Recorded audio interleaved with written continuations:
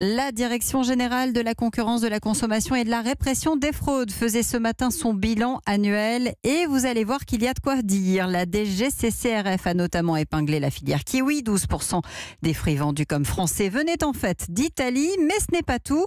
Olivier Samin, vous êtes à Bercy, elle a aussi relevé un taux anormalement élevé de fraude dans les prestations funéraires. Et oui, près de 600 sociétés de pompes funèbres ont été contrôlées avec des anomalies constatées dans 67% des établissements. Anomalies qui, la plupart du temps, ont donné lieu à des avertissements de l'administration. Mais parfois, il a fallu aller plus loin. 52 établissements se sont vus infliger des amendes administratives.